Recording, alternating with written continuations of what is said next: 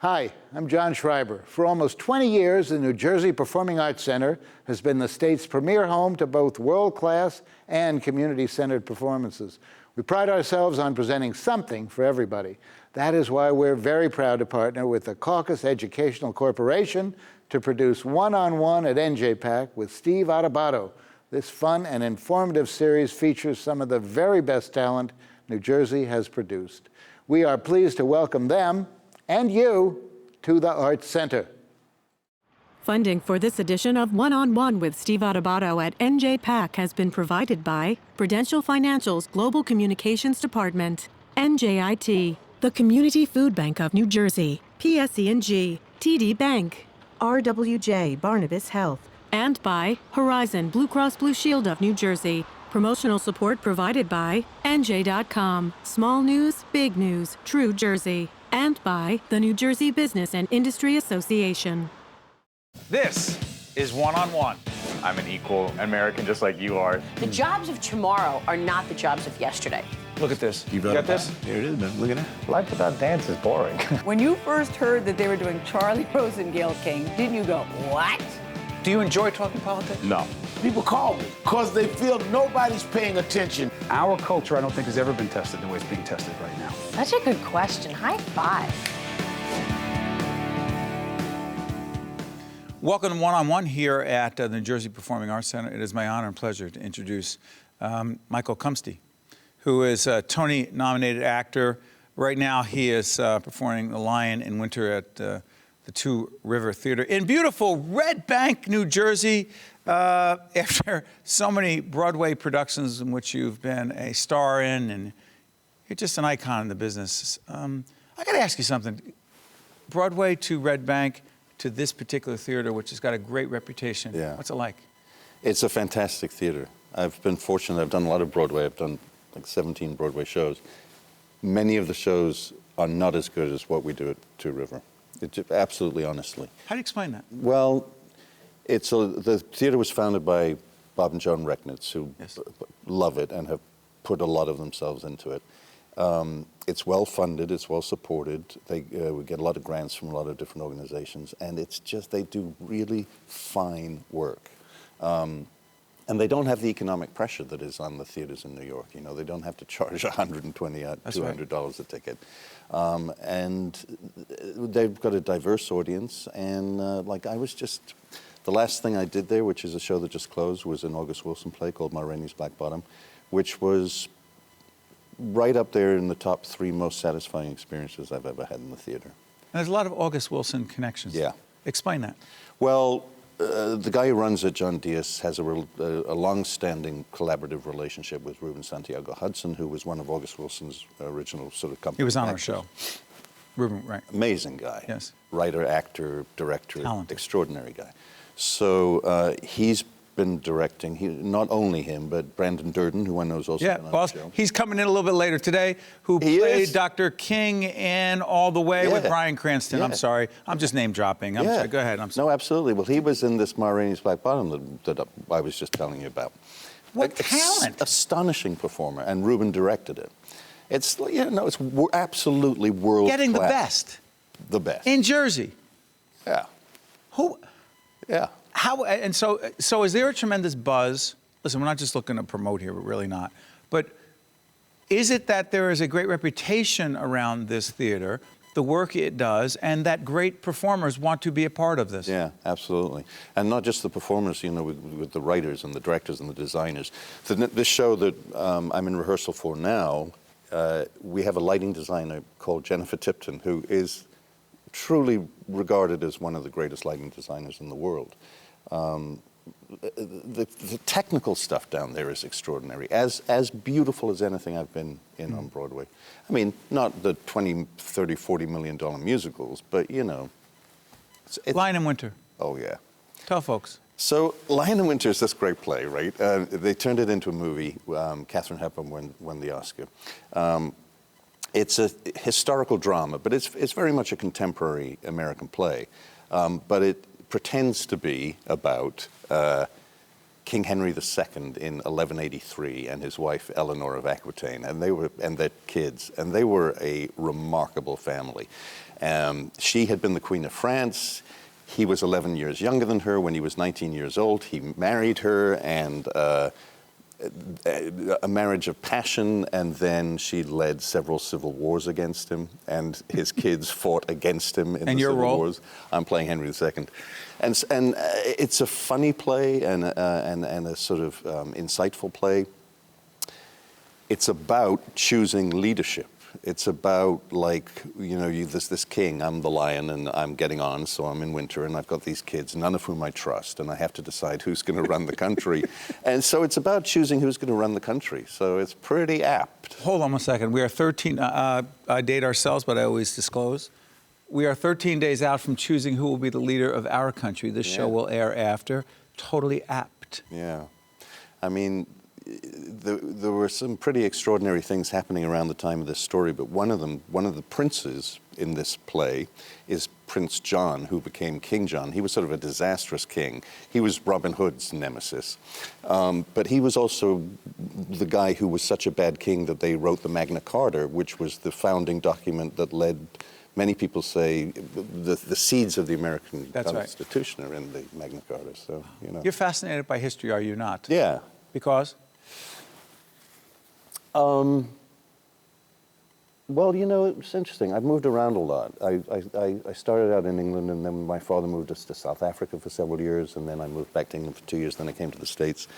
And so I don't have deep roots in any particular place. And so I think I have more of a kind of outsider perspective sometimes.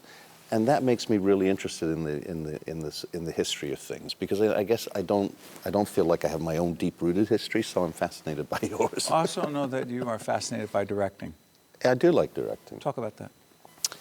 I spent most of my career acting. I would do directing of things like projects at NYU grad school. I did one of those, but not fully mounted productions. And then in 3 consecutive seasons at Classic Stage Company, I did Hamlet and Richard II and Richard III, and was collaborating with the director so much that he, in the last production, gave me a credit as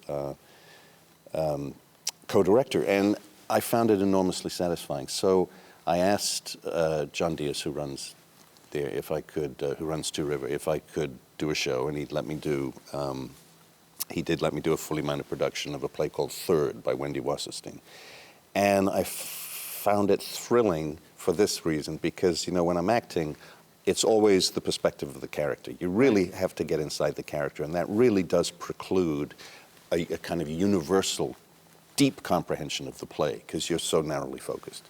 And directing is quite the opposite. You've got to assimilate everything about the play, and you get to call the shots.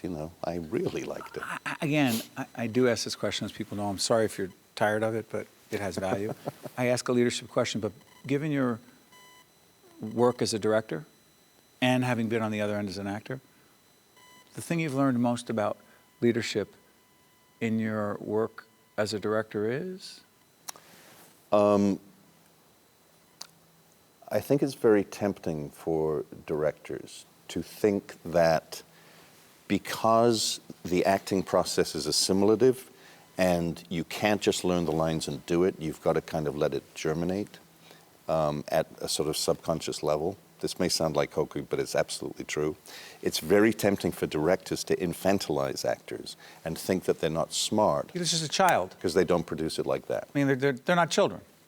So for me to get on the other side and to realize, when people don't produce what you would like them to produce right now, it's because it's a process and you've got to give them time and space.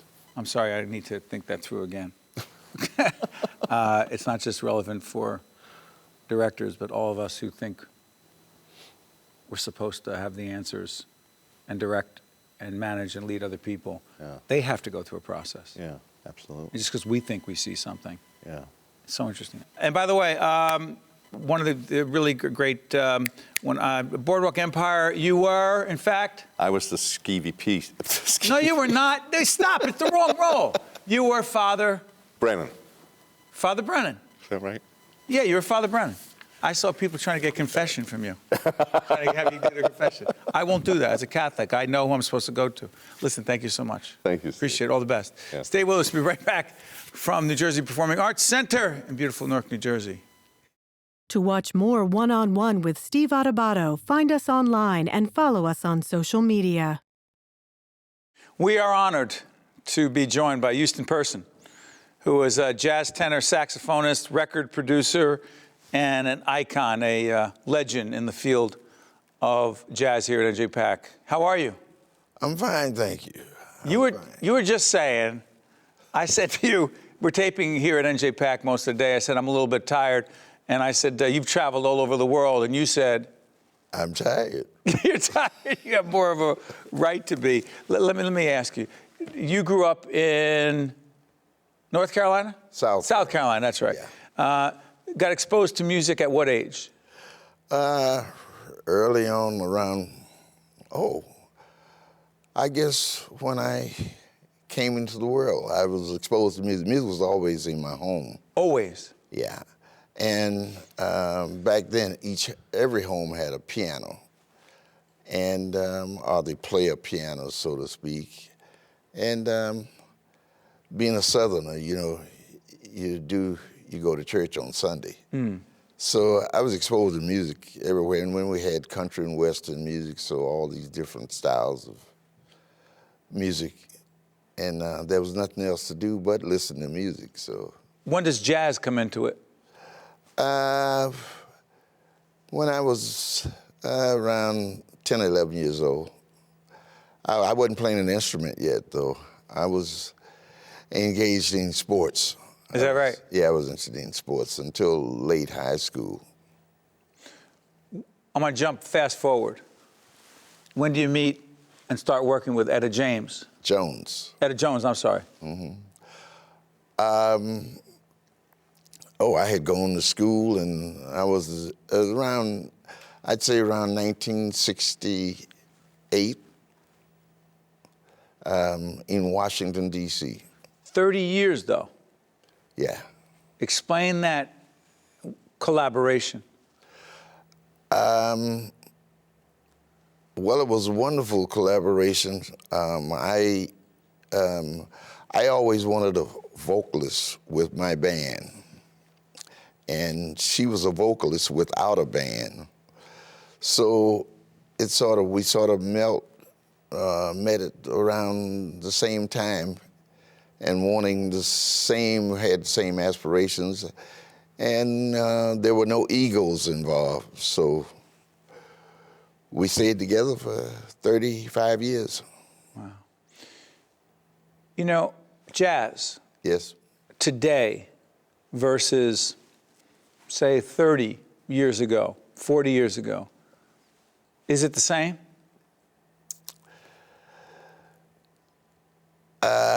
Yes and no. Some of the fun has been taken out of it. And we've left some of the elements. We don't have, some of the musicians don't have an appreciation for all of the elements because, back in the day, for use for another term, people danced to jazz. And it was the dance music of the time. And you had more fun with it. And it had more of a bluesy point of view, I would say. And now some of those elements are left out. So I think that's the reason that somehow some of the enjoyment, we need to put the enjoyment back in. Speaking about bringing it back, your quartet is currently touring, and we're one of the headliners during December at the monthly Newark celebration 350 Live at Clement's Place. Yes. Named after the great late Dr. Clement Price, Yes. who we knew very well and was a big part of our world here in Newark and NJPAC. How significant is that? Well, we came to Newark at the same time. He came from down south. Yeah. He sure did. And then he got here in, I think it was 68. Right after the riots, the next year. Right. I came in 68. Is that right? Yep. Right after the riot, and then I lived here for 27 years. And he was a historian. That's right. Which we don't appreciate too much these days. And he saw in some of those things that I really believe in, such as that Newark is a great city with a great history that most people don't know about. That's right. And they don't appreciate the preservation of most of the buildings here in Newark. Can tell you what kind of a city it was. I look at just City Hall. They preserved that. And they had world-class symphony here. And some great people here and great musicians came right here from Newark. Well, Newark has a great jazz history in the minute we have left, right? Yeah, and we should know about all this. And he helped expose some of that. Yeah. Well, you're a part of it as well. Let me ask you this. Mm-hmm. You continue to perform, you continue to create at the ripe young age of, I don't know what it is. I'm 82. No, you're not, but I'm not buying that. Hey, whatever you say you are. But hey. Are you really 82? Why should I tell you? You didn't want to know. Yeah, anyway, I'm 82. So let me ask you this. I'll be 82 next week after next, November 10th. You're just going to keep performing great music, aren't you? Yeah. It's a blessing too late to be talented. Now. It's too late. It must be a blessing to be that talented. Well, yeah, I guess I could accept that. Well, it's a blessing for us to have you, Houston person. Hey, thanks a lot for having me. Jazz tenor saxophonist, record producer, and just all around very talented person. We appreciate you being with us. Thank you very much for having me. Okay. We're at NJ PAC. Stay with us right after this. To see more one-on-one with Steve Adubato programs, visit us online at steveadubato.org. If you would like to express an opinion, email us at info@caucusnj.org. Find us on Facebook at facebook.com/Steve Adubato, PhD, and follow us on Twitter at Steve Adubato. We're pleased to be joined by Mr. Charles Rosen, owner and CEO, Newark Farms and Jersey Cider Works. Good to see you, Charles. Good to see you, Steve. You have brought props. I have. I want to understand something here. We're talking about cider and its connection to the city of Newark. Cider is Newark's oldest industry? That's right. I thought beer was. No, George Washington only drank Newark cider. It was known as the champagne of ciders in the 17 and 1800s. And as a matter of fact, in great Newark fashion, because it was known as the champagne of ciders, they actually sold it on the black market as champagne. And I have an article from 1862 talking about Newark cider as champagne, but spelled S-H-A-M, like a sham. Yeah, it was a big deal. And what do you have there, by the way? So this is our inaugural product, Ironbound Hard Cider. Made where? Well, so our Why is it called Ironbound? Ironbound is we are in literally in the Ironbound. Yes. So we are based in the old Ballantine Brewery, but in New Jersey, to be a cider, you have to have a winery license, and to have a winery license, you have to be engaged in commercial agriculture. So we have our farm out in Hunterdon County. It's about 100 acres out in Hunterdon, and but our workforce comes from Newark every day to the farm. And so we hire primarily formerly incarcerated men and women out of Newark, and we have a whole workforce development program rooted in conflict resolution and communication skills and identity value work. So it's an opportunity for our folks to come out of the city on a daily basis, work at the farm, and so. But we're very connected to the city, both in our workforce and our heritage. Yeah, in fact, the whole prisoner reentry issue, which we're fascinated by, former Governor Jim McGreevey has been leading this effort along with some others, and we're actually having discussions about him as to how we can actually engage in this discussion, understand this more. Yeah. My understanding is you work with his group as well. That's correct. To identify people who have been incarcerated, yes, who are out, who are getting trained and are looking to get back into the workforce? That's exactly right. So Governor McGreevy's created a remarkable program where, although we started for about 4 or 5 years without working with Governor McGreevy, a lot of the folks... By the way, to make clear, he's involved in a not-for-profit that does this work. That's right. Go ahead. So what we found, or what we continue to find, is that so many of these men and women haven't had the opportunity to deal with these underlying major issues that are really a part of chronic poverty. So if there's any issues of mental illness, addiction, or very basic things like not being able to get a driver's license because there's a warrant out for your arrest for outstanding tickets and because how do they you were get in up jail. to where your place is then? So we commute everyone, we pay everyone commuting fee, and but just the challenge of getting 50 miles away. My guys always talk about the third man rule. If there's 3 black guys in a car in Hunterdon County, they're getting stopped. It's heartbreaking, and then they'll get a ticket for something like an air freshener on their window as if it's an obstruction. So the work that Governor McGreevy's doing in dealing with the underlying basic needs that are either legal or mental health or addiction, so working with him and his organization allows us to kind of take that to the next level, to work on life skills and work on coaching about how an individual kind of sees him or herself in the society. Bring it back to cider. Yeah. What the heck is cider? So cider is the fastest growing segment of the alcohol category. For me as a Canadian, I don't quite get it. We're beer drinkers. I am. From where? I'm both Kingston, Ontario. Okay. Canada. So cider is made very much like wine. It's fermented fruit. It's just made with apples, not grapes.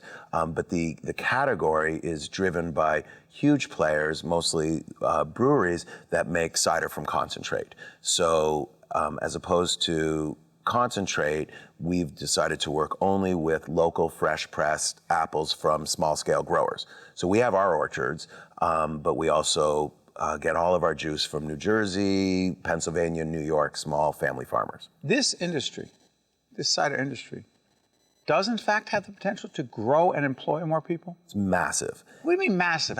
Put that in context. Well, again, because it's the fastest growing segment of the alcohol category, you're seeing the big dominant players are Sam Adams, Miller Coors, Anheuser-Busch. As their sales flatten in their traditional beer products, they're seeing cider, go nuts. And young people, everybody under 35, both male and female, are drinking cider. It's gluten-free. It's all of the buzzwords. It's delicious. It's not healthy. Seems healthy, right? But seems healthy. Seems healthy, sure. Well, of course. I mean, ours is no added sulfites, no added sugar, very low sugar content, and it's gluten-free, and it's fresh pressed local apples. Could more of it be actually produced in cities like Newark? Well, so again, this is a very weird tension that we're having with the state, which is technically we have to produce. We're under a plenary winery license. Does the ABC regulate you? Yes. The alcohol beverage. Yeah, Alcohol Beverage Control Board, and they treat us like a wine. Right. So we have to be made at the orchard. I'm in discussions with them right now saying, can we sever the parts of the business that do belong in Newark? The canning, the bottling, the packaging, the distribution, warehousing, the pieces of the business. Newark was named Newark as in the new ark, Noah's Ark, a place of spiritual rebirth, but also to do the new work of the nation. And that work it's why we had this migration of Southern black workers to be part of this new economy. Right. And we've built an infrastructure here that we need to take advantage of. We have the workforce. How many employees? Right now, 21. Could you see this ironbound hard cider being a product that's actually distributed beyond where it is right now? Yeah, so we're statewide. Our goal, though, is to keep it local. Keep it local. But keep it local, but at our local market's 25 million people between Philadelphia and New York. So that's a lot of cider drinkers. It's a big market. And we would like to be the dominant player as the local player. But if our whole model is about paying living wages, providing opportunity to the chronically underemployed, supporting local farmers, we think that should kind of be by and for New Jersey, right? This is all about Jersey pride. And we think there's a huge opportunity, but for us, we chose to be in cider, not only because we have this heritage, which is, you know, this true play in Newark. And not only because it's the fastest growing segment of the alcohol category, but because we felt that it was a significant enough revenue stream to bring in money to both handle our workforce development program and also our regenerative agriculture program. Charles Rosen, owner and chief executive officer of Newark Farms and Jersey Cider Works, doing fascinating work. Cider is, in fact, Newark's oldest industry. Looks like it's growing. Charles, thanks so much. We appreciate it. Thank you. A pleasure to be here. Thank you. Thank you very much. Good stuff. The preceding program has been a production of the Caucus Educational Corporation and the New Jersey Performing Arts Center in association with NJTV and WNET. Funding for this edition of One-on-One with Steve Adubato at NJPAC has been provided by Prudential Financial's Global Communications Department, NJIT, the Community Food Bank of New Jersey, PSE&G, TD Bank, RWJ Barnabas Health, and by Horizon Blue Cross Blue Shield of New Jersey. Transportation provided by Airbrook Limousine, serving the metropolitan New York, New Jersey area. When I grow up, I want to be a top chef. When I grow up, I want to be a CEO. When I grow up, I want to be hungry. No child wants to grow up to be hungry, but that's the reality for 1 in 5 children in New Jersey. Join the Community Food Bank of New Jersey and end childhood hunger. We need your help. You can feed our future. Feed the future of New Jersey now!